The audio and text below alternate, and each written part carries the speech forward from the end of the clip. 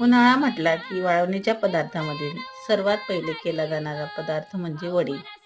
खानदेशात वडी खूप आवडीने बनवतात.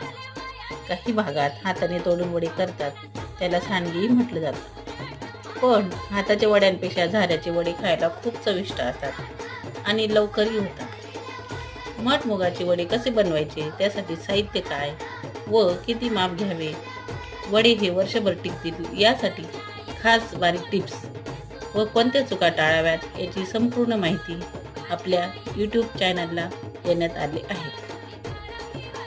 व्हिडिओची लिंक डिस्क्रिप्शन बॉक्समध्ये दिली आहे.